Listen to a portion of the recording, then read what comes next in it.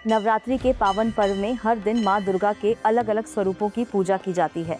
छठे दिन की देवी है माँ कात्यायनी, जिन्हें शक्ति, साहस और धर्म की रक्षक माना जाता है। इनकी उपासना से जीवन के सभी दुख, भय और बाधाएं दूर होती हैं।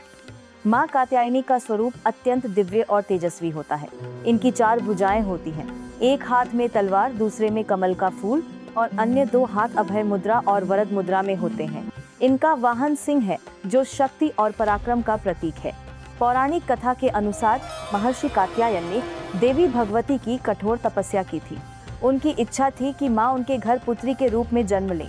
माँ ने उनकी तपस्या से प्रसन्न होकर उनके घर जन्म लिया। इसी कारण उनका नाम कात्यायनी पड़ा। जब दानव महिषासुर का अत्याचार पृथ्वी पर बढ़ गया, तब देवताओं ने मिलकर देवी का आवाहन किया।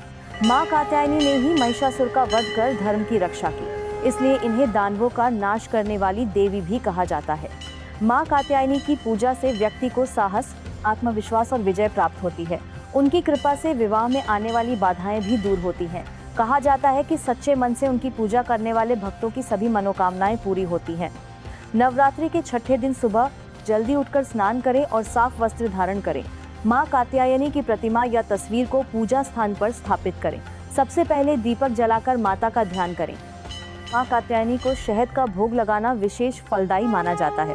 इसके साथ ही लाल फूल, रोली, अक्षत और फल अर्पित करें। इसके बाद माता के मंत्रों का जाप करें और आरती करें। धार्मिक मान्यता के अनुसार इस दिन साधक का मन आज्ञा चक्र में स्थित होता है। इस दिन ध्यान और साधना करने से विशेष सिद्धि प्राप्त होती है। माँ कात्यायनी की कृपा से जीवन में सफलता और समृद्धि आती है। नवरात्रि का छठा दिन हमें सिखाता है कि सच्ची श्रद्धा और भक्ति से हर कठिनाई को पार किया जा सकता है। माँ कात्यायनी की कृपा से आपका जीवन भी सुख, शांति और सफलता से भर जाए।